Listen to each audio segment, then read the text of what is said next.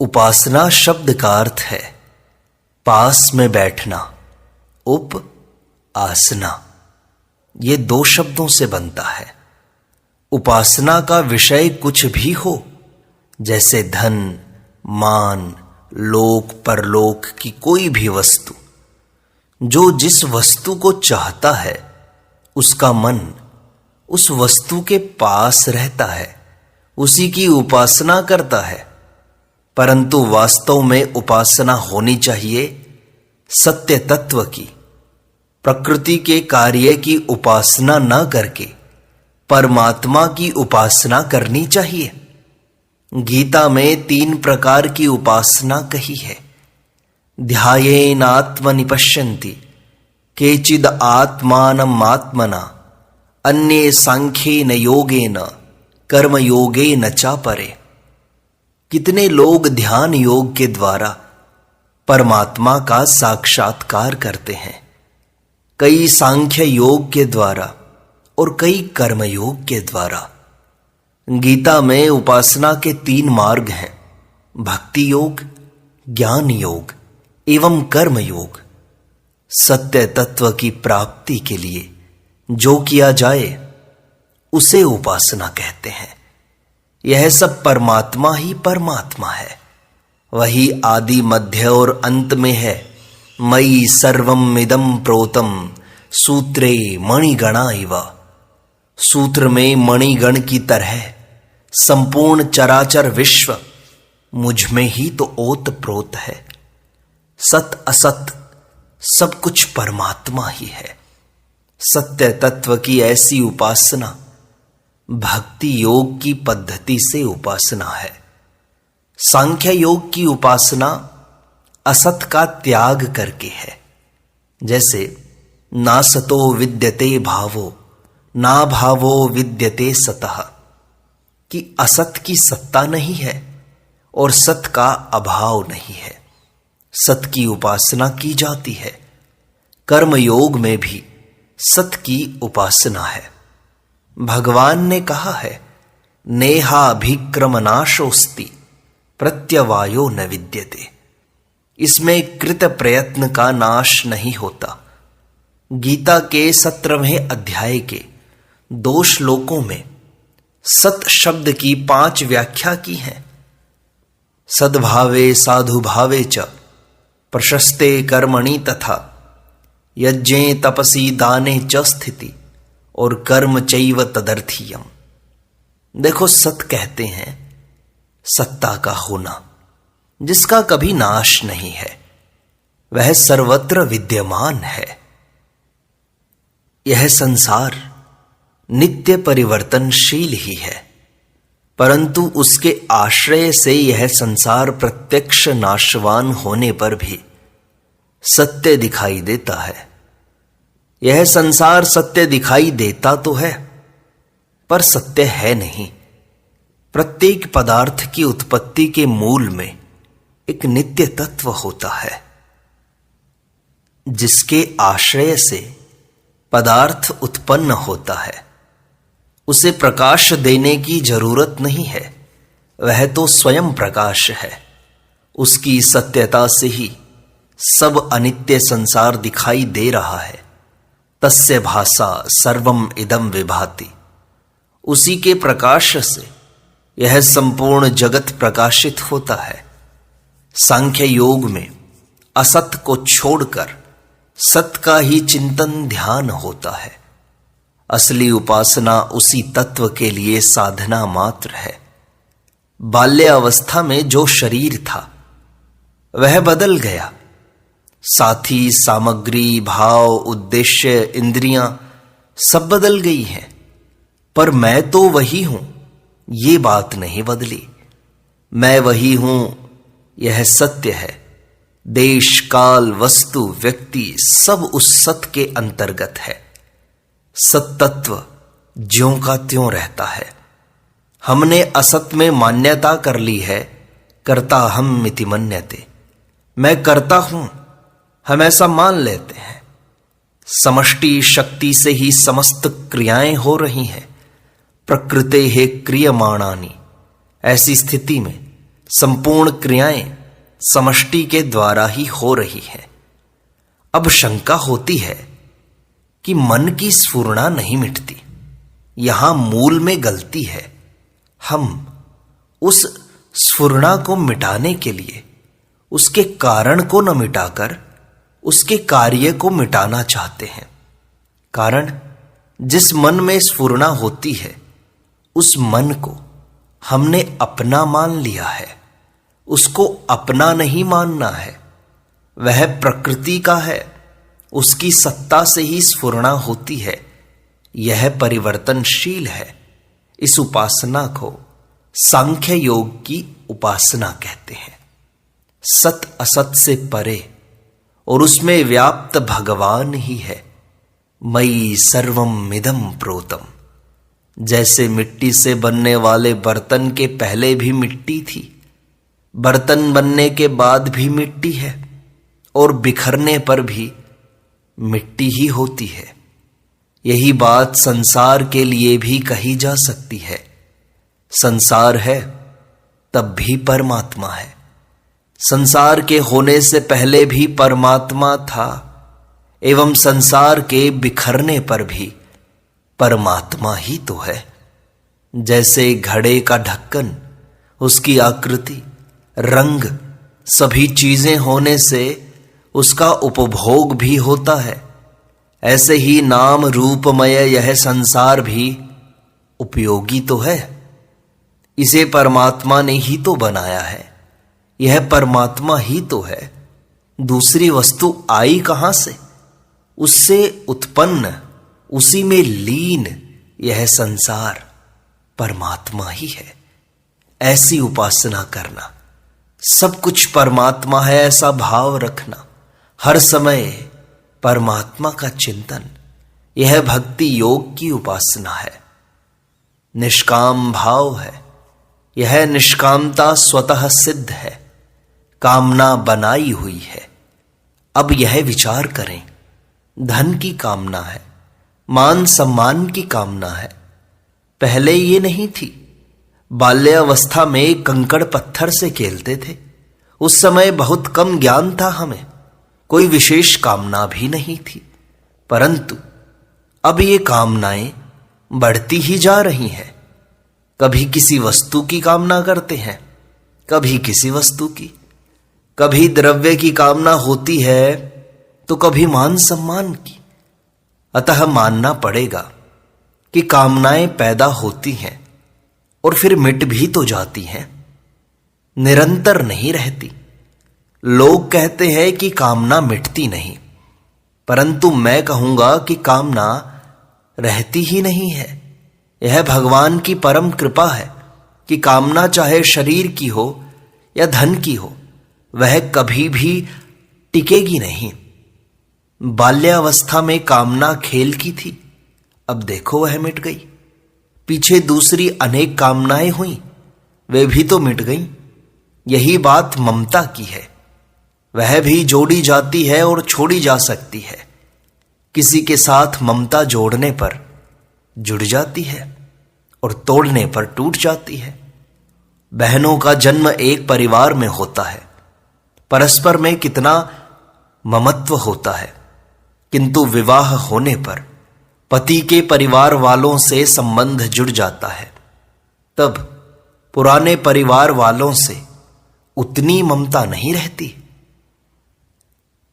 सहोदर भाई के गोद चले जाने पर उसके साथ वह ममता नहीं रहती जो उसके साथ पहले थी। अधिक क्या, अपने शरीर की ओर देखें। बाल्यावस्था में जब हम बच्चे थे तो हमारी माता गोद में रखती, दूध पिलाती, उसकी कितनी अधिक ममता थी। अब हम जवान हैं, तब वैसी ही ममता आज भी मां की है क्या? और जब हम वृद्ध हो जाएंगे तब और भी कम हो जाएगी। इससे सिद्ध है कि ममता जिन सांसारिक वस्तुओं से करेंगे वे वस्तुएं ही नहीं रहेंगी, पर ममता करने पर जो लाभ पाप आदि होंगे वे रह जाएंगे। व्यापार में जिस तरह चीजें आती जाती हैं और बिक जाती हैं, पर केवल हानि लाभ हमारे पास रहता है। वैसे ही ममता करने से केवल पाप ताप ही हाथ लगता है। मुनाफा में शोक चिंता रहेगी। जवान लड़का मर जाता है, वह लड़का न पहले था न अब है, फिर चिंता क्यों करते हो? चिंता शोक आदि जो करते हैं, बस यही ममता का मुनाफा है। एक समय श्रद्धेय सेठ श्री जयदयाल जी गोयंदका के सामने किसी भाई ने प्रश्न किया कि जब सब परमात्मा ही हैं, तब हम जो पाप करते हैं वे भी परमात्मा के द्वारा ही होते हैं। ये चैव सात्विका भावाः, यह भी परमात्मा की ही उपासना हुई। और रावण कुंभकर्ण आदि के इतना अन्याय करने पर भी उन्हें उसी परमात्मा की प्राप्ति हुई। तब हम कर्तव्य करके बंधन में क्यों पड़े? उत्तर में उन्होंने कहा, हम जैसी उपासना करेंगे वैसे ही उपास्य मिलेंगे। वैसी उपासना करने पर दुखमय भगवान मिलेंगे। क्या दुख भगवान नहीं है? जैसा स्वरूप चाहते हैं वैसी उपासना कीजिए। यदि रावण आदि की तरह करते हैं तो वैसी शक्ति चाहिए कि भगवान के सिवा दूसरों से मरे ही नहीं, तब तो कल्याण हो जाएगा। पर यदि कोई बीच में ही मार देगा तो क्या दशा होगी? उद्धार होने से वंचित रह जाएंगे। जिज्ञासुरपि योगस्य शब्द ब्रह्माति वर्तते। योग का जिज्ञासु भी शब्द ब्रह्म को पार कर जाता है। इस सच्चे मार्ग में धोखा नहीं है, सब कुछ परमात्मा ही है। इसका तात्पर्य है कि कोई साकार चाहता है, कोई निराकार चाहता है। साकार में भी कोई विष्णु, राम, कृष्ण, शक्ति, शिव इत्यादि को चाहता है। जिस रूप में जिसकी पूज्य भावना, आदर और रुचि होगी, उसकी उपासना से उसको उसी स्वरूप की प्राप्ति होगी। फिर भगवान की कृपा से उसको वास्तविक स्वरूप की प्राप्ति होगी, जो मन वाणी से अतीत है। कर्मयोग में भी सत की ही उपासना है। इसमें फल आसक्ति का त्याग होना चाहिए। लोग कहते हैं कि ममता आसक्ति हमारी मिटती नहीं है। इस विषय में यह विचार करना चाहिए कि आसक्ति सदा एक सी रहती है क्या? पहले जो मां का स्नेह था अब वैसा है क्या? युवावस्था में स्त्री में जो आकर्षण रहता है वृद्धावस्था में वैसा है क्या? किसी भी वस्तु के साथ देख लें, मकान बनवाया या गहना कपड़ा बनवाया, 2-4 दिन जो आनंद आया फिर वह आनंद वैसा ही रहता है क्या? अब तनिक विचार करें। संसार का कोई भी पदार्थ रहने वाला नहीं है। फिर यह स्नेह, ममता, आसक्ति इन पदार्थों में न करके भगवान से कर लेते तो कृतकृत्य हो जाते। संसार के सारे पदार्थ नाशवान हैं, इनसे कुछ मिलने वाला नहीं है। केवल अंतःकरण मलिन होगा, अशांति मिलेगी। मां बेटे का बड़ा स्नेह है। लड़का इस समय माता के अनुकूल आचरण करता है, पर बड़ा हो जाने पर वह पत्नी के कहने के अनुसार माता के प्रतिकूल चलने लगता है। तब माता की ममता वैसी नहीं रह सकती, वह अपने आप टूट जाती है। ममता उस कच्चे धागे के समान है जो थोड़ा सा विरुद्ध पड़ने पर टूट जाता है। इसलिए ममता का त्याग कठिन नहीं है। ममता को ग्रहण करके रखना कठिन है। यह सदा एक रस नहीं रहती, बदलती रहती है। इससे सिद्ध है कि प्रीति असली जगह पहुंची नहीं है। 5 वर्ष का बालक अपनी मां को खोजता है। दूसरी माताएं बैठी हैं, पूछने पर वे अपने को मां कहती हैं, किंतु बालक उनमें से किसी को मां नहीं कहता। उसकी मां होती तो वह उसकी गोद में चला जाता। ममैवांशो जीवलोके, इसलिए गीता में कहा है, यम लब्ध्वा चा परम लाभम मन्यते नाधिकम ततः। जिसको पाकर फिर दूसरी वस्तु को उससे अधिक नहीं मानता। कर्मयोग में फल की कामना का त्याग है। निष्काम भाव का तात्पर्य है कर्म चैव तदर्थीयम नेहाभिक्रमनाशोस्ति स्वल्पमप्यस्य धर्मस्य इत्यादि। ममता नहीं छूटने से आगे परमात्मा की ओर चलना कठिन हो जाता है। माता पुत्र पति पत्नी भाई बहन इत्यादि में अधिक स्नेह है, ममता है, किंतु जरा सी अनुकूलता में बाधा पड़ी, स्वार्थ को झटका लगा कि वह ममता नहीं रहती है। वास्तव में लोग ममता का त्याग करना नहीं चाहते हैं, अपितु नित्य नई नई ममता कामना पकड़े लिए जा रहे हैं। यदि ममता का त्याग कठिन मालूम देता है तो नया संबंध जोड़ना छोड़ दो। घर छोड़कर साधु हो गए और साधु होने पर चेला चेली से ममता का संबंध जोड़ने लगे। ममता का संबंध उस एक के साथ जोड़ो जो सत्य है, जिसके सिवा अपना और कोई नहीं है। संत महात्माओं की महिमा इस बात में है कि वे सबसे संबंध छुड़ाकर एकमात्र परम पिता परमेश्वर में लगा दें। वे भटकते जीव को सत्य के साथ जोड़ दें। तेरा वह है जो यह कह रहा है। उसी के नाते सबकी सेवा करो, आदर सत्कार करो। स्त्री केवल पति के नाते ही पति के परिवार वालों की सेवा करती है। इसी तरह उस भगवान के नाते हमें सबकी सेवा करनी है। भगवान से अपनापन कर लेना है, यही उपासना है। भगवान के पास बैठ जाना है, उन्हीं का चिंतन करना है। कर्मयोग के अनुसार ममता आसक्ति कामना का त्याग करके अपने कर्तव्य के आचरण द्वारा उपासना की जाती है। ज्ञान योग के अनुसार परमात्मा को जानकर उपासना की जाती है। भक्ति योग के अनुसार भगवान को मानकर उपासना की जाती है। ज्ञान योग के द्वारा जो प्राप्ति होती है, कर्म योग के द्वारा भी उसी की प्राप्ति होती है। यत् सांख्यैहि प्राप्यते स्थानम तद योगैरपि गम्यते।